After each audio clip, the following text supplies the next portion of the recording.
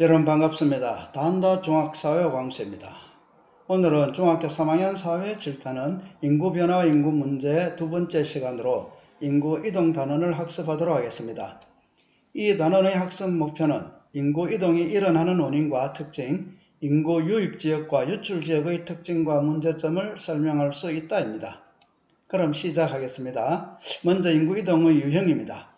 인구 이동의 유형은 이동 범위에 따라서 국내 이동과 국제 이동으로 나누고, 그리고 이동 기간에 따라서는 되돌아올 것을 목적으로 하는 일시적 이동과 되돌아오지 않을 것을 목적으로 하는 영구적 이동으로 나누고, 그리고 이동 의지에 따라서는 자발적 이동과 강제적 이동, 그리고 이동 목적에 따라서는 취업이라든지 개척, 개발을 위한 경제적 이동, 그리고 망명이나 내란, 전쟁 등의 원인으로 인한 정치적 이동, 그리고 종교적 이동, 이렇게 유형을 나누어 볼 수 있습니다. 다음은 인구 이동의 요인에 대해서 살펴보겠습니다. 인구 이동의 요인은 흡입 요인과 배출 요인으로 나눕니다.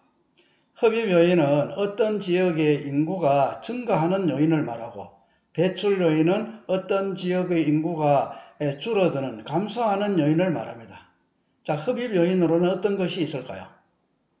그렇죠. 첫째, 풍부한 일자리라든지 높은 임금, 안전한 생활 환경, 그리고 풍부한 문화시설 또는 자연재해 등이 없는 어떤 지형적인 안정, 이런 것들이 바로 흡입 요인이 될 수 있겠죠.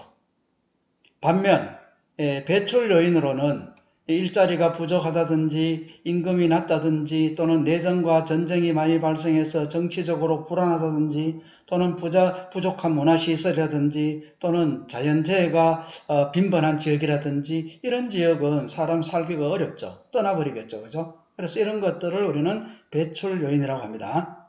그래서 인구 이동의 유형과 인구 이동의 요인을 우리가 살펴보았습니다. 자, 다음은 세계 인구 이동의 사례를 가지고 한번 알아보도록 하겠습니다.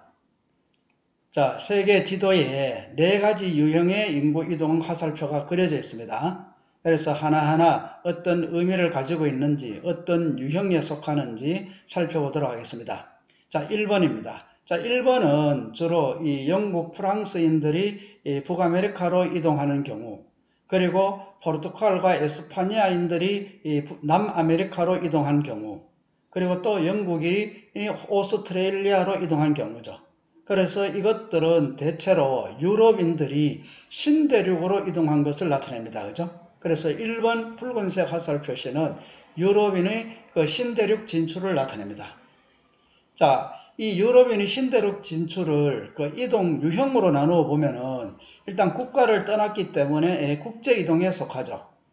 그리고 이들이 이동한 것은 대체로 종교의 자유를 찾은 이 종교적 이동이 있고, 그리고 또 상공업자들은 또 신대륙의 경제적 목적으로 이동을 한 거죠. 그래서 이동 유형으로는 국제 이동이면서 경제적 이동과 종교적 이동이 포함되어 있죠. 그리고 또 경제적 이동과 종교적 이동은 대체로 자발적 이동이죠. 그래서 1번 유럽인의 신대륙 진출의 인구 이동 유형으로 살펴보면은 국제 이동이요, 자발적 이동이요, 경제적 이동이요, 종교적 이동이다. 이렇게 우리가 분석할 수 있습니다. 그리고 또 1번 중에 영국인들이 오스트레일리아로 진출한 것 중에는 여기에 영국인들이 죄수들을 이 오스트레일리아로 유배를 보냈습니다. 그래서 여기에는 죄수 이동도 포함되어 있다는 것을 참고로 알아두면 좋겠습니다.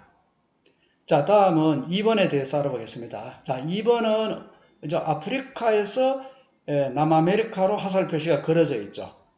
자, 이거는 아프리카 흑인 노예무역입니다. 그래서 아프리카 흑인들이 노예로 남아메리카로 강제적으로 이동한 거죠. 그래서 이거는 일단 이동 유형으로 봤을 때는 국제 이동이면서 강제적 이동이죠. 그죠? 끌려갔습니다. 그래서 국제 이동이면서 강제적 이동의 유형에 속한다. 이렇게 살펴볼 수 있고, 그리고 3번을 한번 분석해 보겠습니다.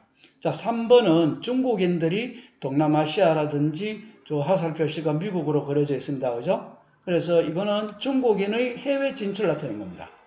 주로 이 중국인들이 동남아시아나 미국으로 간 것은 이 일자리 등 경제적 원인이죠. 돈 벌러 갔습니다.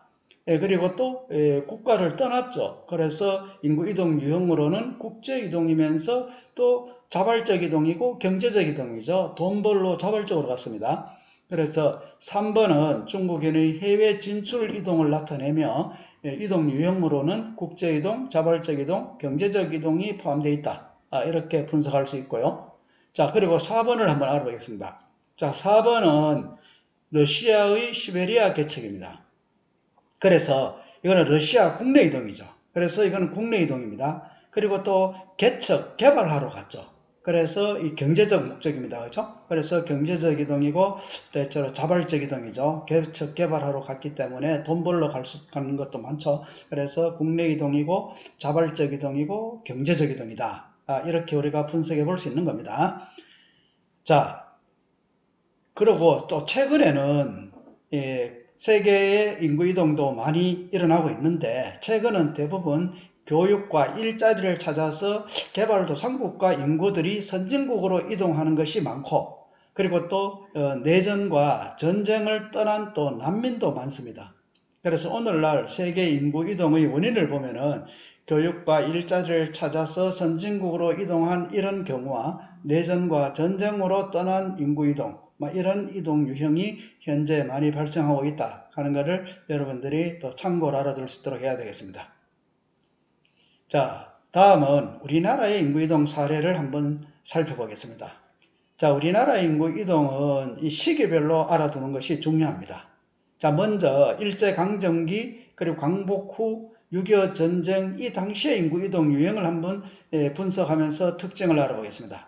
자, 먼저 일제강점기입니다. 자, 일제강점기 지도를 보면 화살 표시가 어떻게 되어 있죠? 그렇죠. 남부지방에서 저 북부지방으로 화살 표시가 이동되어 있고 일부 또 러시아 지역 쪽, 중국 쪽으로 해외로 나가는 화살 표시가 있습니다. 자, 일제시대죠. 그래서 일본인들은 일제시대에 그죠? 우리나라를 점령을 하여 저 북부 지역에 광공업, 바로 군수공업이라든지 자원을 개발하기 위해서 북쪽 공장들이 많이 지어져 있습니다. 그래서 우리 남부 지방에서 광공을 발달한 북부 지역으로 인구 이동 유형이 나타나죠. 그래서 남부의 농민들을 그죠?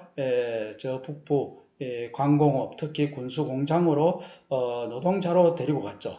그래서 이와 같이 화살 표시가 남부에서 북부 지방으로 표시가 되어 있고 그리고 또 일부 또 중국과 러시아로 이동 갔습니다. 그죠? 연해 중국에 또 독립운동하러 또는 피난하러 또 강제로 또 노동자로 이렇게 또 중국 러시아 쪽으로 또 인구가 많이 이동했습니다. 자, 이런 어떤 역사적인 이런 사실을 가지고 인구 이동을 우리 특징을 우리는 살펴볼 수 있습니다. 자, 광복 후를 한번 보겠습니다. 자, 광복 후는 이제 우리가 독립을 했죠. 그러니까 바깥으로 나갔던 인구들이 대거 또 우리 국내로 들어오겠죠. 그래서 재외 동포가 귀국하고 또 북한 주민의 또 일부 월남하면서 바깥으로 나갔던 이 사람들이 우리 국내로 들어오는 이런 특징이 나타납니다. 이 특징이 나타나는 것은 광복 후라는 거 여러분들 알아두면 좋겠고 그리고 6.25 때는 전쟁이 발생하면서 바로 이 북한 주민들이 자유를 찾아서 남쪽으로 내려왔죠. 그리고 그래서 북한 주민과 피난민이 부산 등 남부 지역으로 이동하는 그런 특징을 보이고 있습니다.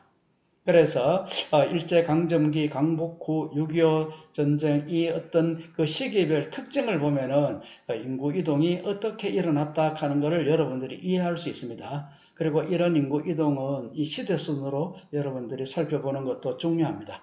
자, 다음에는 그 이후 우리나라 1960, 80년대와 그리고 1990년대 이후 현재 인구 이동의 어떤 사례를 한번 살펴보도록 하겠습니다. 자, 여러분 1960, 80년대에 가면은 우리나라의 특징이 뭡니까? 그렇죠. 우리나라가 이 가난에서 벗어나기 위해서 바로 이 공업화, 산업화를 시작했던 시대가 1960년대입니다. 그래서 이때 인구 이동의 가장 큰 특징은 바로 이촌 향도 현상이라는 거죠. 자, 1960, 80년대는 우리나라가 산업화가 되고 도시화가 이루어지던 시기입니다. 예, 그래서 이촌 향도 현상이 가장 뚜렷이 나타난 시기죠. 자, 이촌 향도 현상이 뭡니까?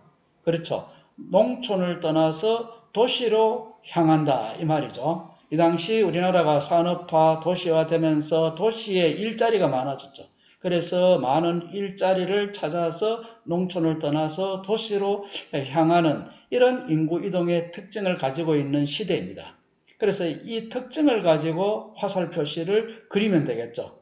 그래서 또 해외로도 많이 진출했습니다. 그죠? 우리나라가 미국이나 독일로 진출했죠. 특히 독일에 여러분들 광부라든지 간호사를 진출해서 대거 그 외화 수입에 있었다 하는 걸 여러분들이 많이 들었을 겁니다.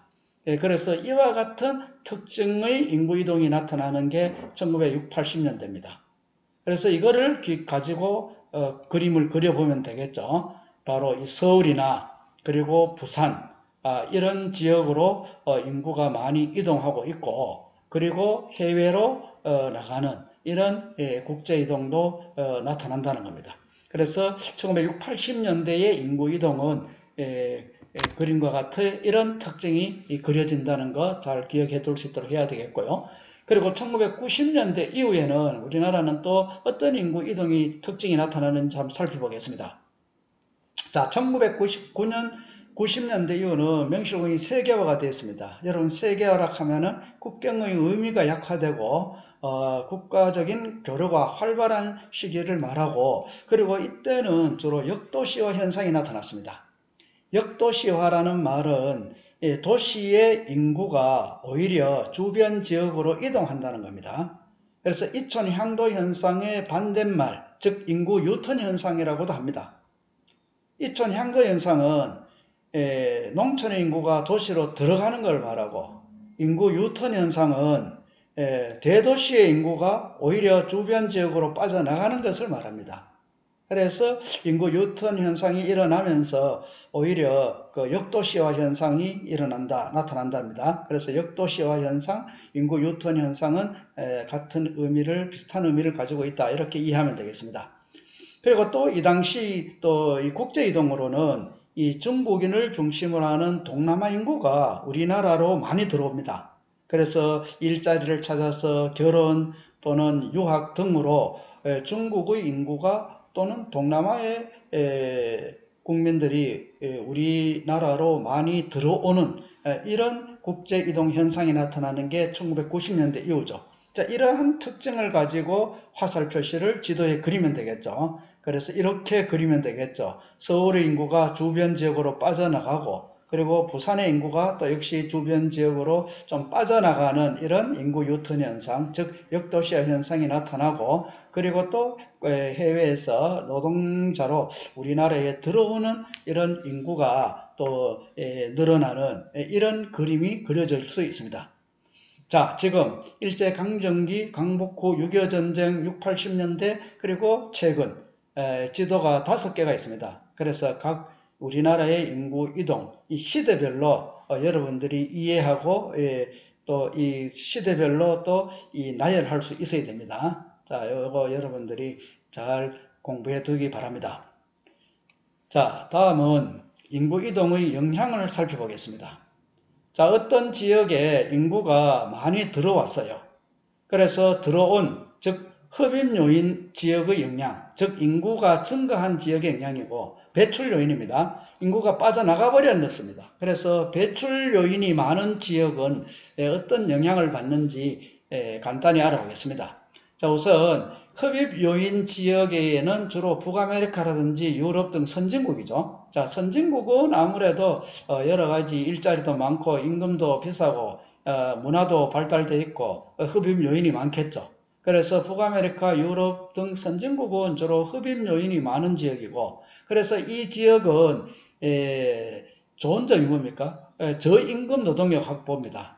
그래서 이 개발도상 국가들의 인구가 이 선진국으로 많이 일자리를 이동한다 했죠. 그래서 선진국은 이들의 이 노동력을, 싼 노동력을 많이 확보할 수 있다는 이런 긍정적인 면이 있습니다. 반면에 여러 민족의 그 사람들이 들어오죠. 그래서 문화적 차이가 나타나죠. 그래서 이런 문화 차이로 인한 이 갈등이 발생할 수 있다는 그런 부정적인 면도 있습니다. 그죠? 그래서 이들이 잘 적응하고 사회가 안정되기 위해서는 이 다문화, 즉 또 이주민의 그 어떤 사회 적응을 위한 그런 대책, 또 인종차별에 대한 어떤 이런 문제를 없애는 이런 어떤 대책이 필요할 것 같습니다.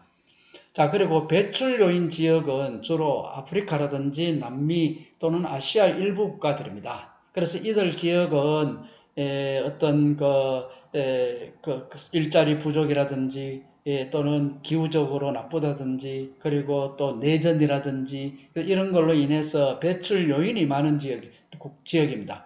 그래서 이들 지역은 인구가 빠져나가 버리죠. 그래서 노동력이 유출된다는 것. 특히 젊은 노동력이 많이 나가겠죠. 그래서 인재라든지 노동력이 유출된다 하는 이런 부정적 영향이 있고, 그러나 또 뭐 실업률은 낮아지겠죠. 주로 이제 해외로 나가는 사람은 그 안에서 일자리가 없는 사람이 많이 나가겠죠. 그래서 일자리를 못 찾은 사람이 해외로 일자리를 찾아서 떠나겠죠. 그러면 그 국내는 실업률은 낮아질 수 있다는 것. 그러나 아까 얘기했듯이 젊은 인재들이 주로 많이 나오고 젊은 노동력이 많이 유출되겠죠. 그런 어떤 사회적인 활력이 상실될 수 있다는 것. 이런 것들이 배출 요인 지역에서 나타나는 영향일 겁니다. 자, 인구 이동의 영향에 대해서 살펴봤습니다. 자, 그럼 다시 한번 차분하게 정리하겠습니다. 자, 인구 이동의 유형에 대해 살펴보겠습니다. 인구 이동의 유형은 범위에 따라서 어떻게 나눴죠? 그렇죠. 국내 이동과 국제 이동으로 나눴고, 기간에 따라서는 그렇죠. 일시적 이동과 영구적 이동. 의지에 따라서는 어떻게 나눴죠? 그렇죠. 자발적 이동과 강제적 이동. 그리고 이동 목적에 따라서는 그렇죠. 정치적 이동, 경제적 이동, 종교적 이동. 뭐 이렇게 나누었습니다.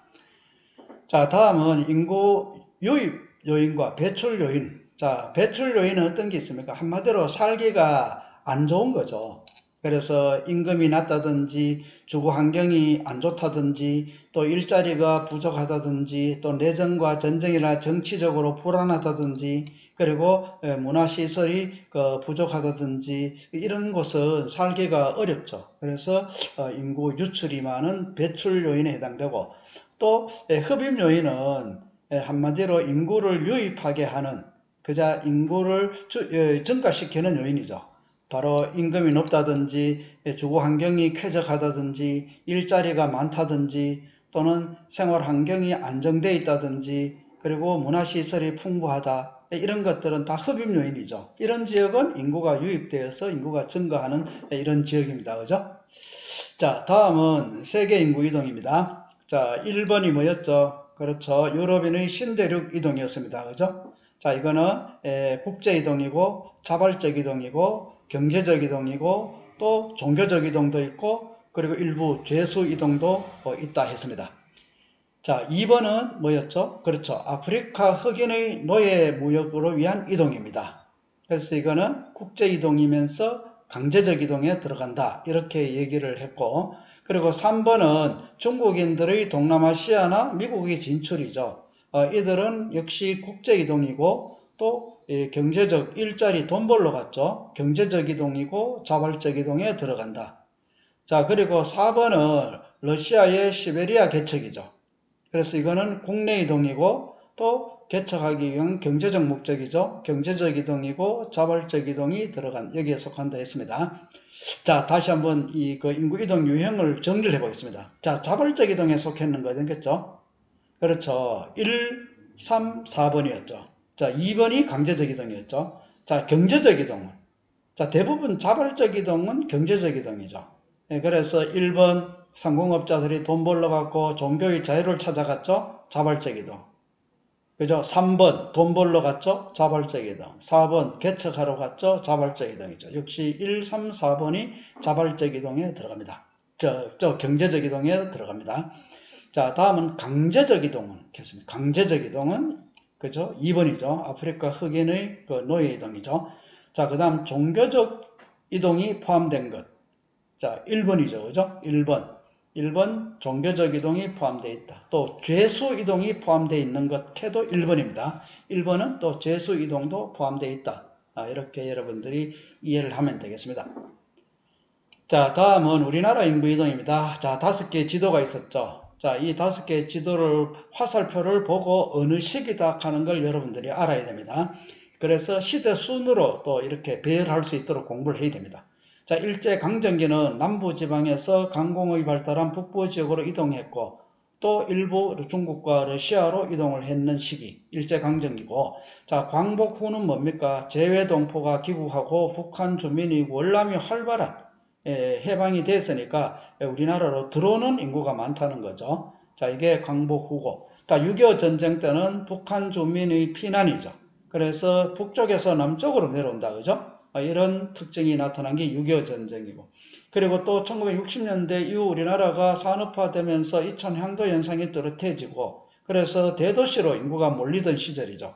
그래서 농촌에서 도시로 인구가 이동하고, 또 일부 국제이동이 일어나면서 미국이나 독일은 특히 광부나 간호사들이 진출하여서 많은 외화벌이를 하였죠. 그래서 이와 같은 특징이 나타나는 시기고, 그리고 최근은 여러분들 뭡니까? 대도시 안은 집값이 비싸든지 또는 교통이 혼잡하다든지, 그래서 이제 대도시의 인구가 주변 지역으로 이탈하고 있죠. 이걸 우리는 인구 유턴 현상이라고 하고, 이런 것을 우리는 역도시화 현상이라고 한다 했죠. 그래서 집값 상승 등으로 대도시 인구가 주변 지역으로 이동하는 이런 화살 표시가 나타나고, 그리고 또 중국이라든지 동남아시아 국가 사람들이 우리나라 국내 취업을 위해서 일자리를 구하러 우리나라 들어오는 경우가 많죠. 그래서 해외에서 우리나라로 들어오는 이런 모습의 인구 이동 특징이 나타나는 게 바로 1990년대 이후 최근의 상황입니다. 자, 우리나라의 인구 이동, 다시 한번 말합니다만은 시대별로 여러분들이 학습을 해둘 수 있어야 되겠습니다. 자, 다음은 우리나라 체류 외국인 인구에 대해서 조금 살펴보겠습니다. 자, 1990년대 이후 우리나라 취업이나 결혼을 위해서 중국이나 동남아시아 국가에서 많은 인구가 유입된다 했죠. 그 중에서 국적별로 보면은 중국 인구가 가장 많습니다. 네, 중국 인구가 가장 많고, 그 다음에는 동남아시아 국가 중에서도 베트남, 태국, 그죠? 이런 국가의 인구 유입이 많고, 그리고 미국, 우즈베키스탄, 이런 순서로, 외국인 수가 우리나라가, 국적별로 분포를 보이고 있고, 그리고 외국인 수는 연도별로 이렇게 급격히 증가하고 있습니다. 그래서 증가하면서 우리나라가 이제 다문화 국가로 거의 진입을 하였다 하는 것들을 여러분들이 많이 그 뉴스로 들었을 겁니다. 그래서 점점 외국인의 유입이 증가하고 있는 추세다 하는 겁니다. 자, 다음은 인구 유입 지역에 대해서 긍정적인 영향과 부정적인 영향으로 나누어 보겠습니다. 자, 인구가 유입되는 지역은 긍정적인 변화, 일단 노동력이 풍부해지고 경제가 활성화되겠죠. 그리고 또 많은 이 다문화가 형성되어 있기 때문에 다양한 문화를 또 경험할 수 있다는 이런 긍정적인 변화가 일어납니다. 그러나 부정적인 면은 문화적 차이로 인한 문화 갈등의 우려가 발생하고, 그리고 또 인종차별, 이러한 것들이 발생할 수 있고, 또 범죄 문제라든지 이런 부정적인 영향도 일어날 수 있다 하는 겁니다. 자, 이러한 갈등 사례를 보면은 이 북서부 유럽입니다. 자, 이 북서부 유럽에 많은 주변 국가에 노동력이 들어왔죠. 이 들어온 주변 국가에서 들어온 노동력은 대체로 이슬람교입니다. 그리고 북서부 유럽은 크리스트교 국가들이 많죠. 그래서 이슬람교와 크리스트교 간의 갈등, 이런 이 종교 갈등도 또한 일어날 수 있고, 또는 미국에서는 특히 흑인이나 아시아에서 이주한 사람들에 대한 어떤 인종차별 문제, 이런 것들이 이 갈등이 지금 발생하고 있는 이런 인구 유입 지역의 어떤 변화를 우리가 살펴보았습니다. 자, 다음은 인구 유출 지역입니다. 인구 유출 지역은 변화가 주로 대체로 돈 벌러 갔죠. 그래서 국외 이주자들이 본국으로 돈을 벌어서 또 본국으로 돈을 많이 붙이겠죠. 그래서 본국의 경제 성장에 도움이 된다는 겁니다. 자, 우리나라 같은 경우도 그 당시 그 독일 1960, 70년대 당시 그 독일로 가서 광부들이나 간호사들이 독일로 진출해서 많은 외화를 벌여서 국내로 송금을 하면서 우리 국내 경제에 도움이 됐죠. 이와 같은 그런 영향, 즉 그런 변화를 우리는 긍정적인 변화로 볼 수 있고, 그리고 또 부정적인 변화로는 대체로 젊고 우수한 인재들이 유출되겠죠. 그래서 이러한 이 젊고 우수한 노동력이 유출되면서 그 나라에는 어떤 이 경제가 활성화되지 못하겠죠. 그래서 오히려 노동력 부족으로 경제 성장이 그 나라는 오히려 둔화된다. 이런 변화를 우리는 생각해 볼 수 있습니다. 자, 지금 인구 유출 지역의 사례로는 아프리카, 남부아시아, 라틴 아메리카 일부 국가들이 인구 유출이 심합니다. 그죠?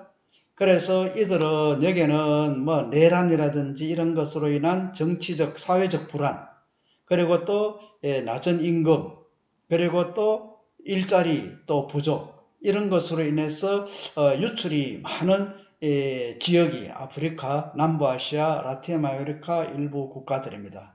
그래서 이런 국가들에는 이런 그 유출로 인한 이런 변화를 겪고 있는 이런 지역입니다. 자, 이상으로 인구 이동의 수업을 마치고 내용 설명을 마치고 몇 가지 점검하겠습니다. 첫째, 이동 의지에 따라 인구 이동 유형을 나누면 어떻게 나누었습니까? 자, 의지에 따라서. 그렇죠. 자발적 이동과 강제적 이동이죠. 자, 2번 인구 흡입 요인에 해당하는 것을 두 가지 써라. 흡입 요인은 인구를 증가시키는 요인이죠. 그래서 풍부한 일자리라든지 안전한 생활 환경이라든지, 그죠? 그리고 또 높은 임금이라든지 또는 풍부한 문화 시설이라든지 이런 것들이 흡입 요인에 해당되고, 3번 최근 우리나라에 많이 들어오는 동남아, 중국인 등은 어떤 인구 이동의 유형에 속하는가? 이들은 우리나라에 주로 취업하러 많이 들어오죠. 그래서 어떤 경제적 이동이죠, 그죠?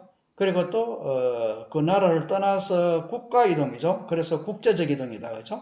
그리고 이들은 스스로 왔죠, 자발적으로. 그래서 자발적 이동이죠. 그래서 국제 이동, 자발적 이동, 경제적 이동, 막 이렇게 유형을 우리가 분석할 수 있습니다. 이 중에 두 가지 적으면 되겠죠. 경제적 이동, 자발적 이동, 국제 이동이다.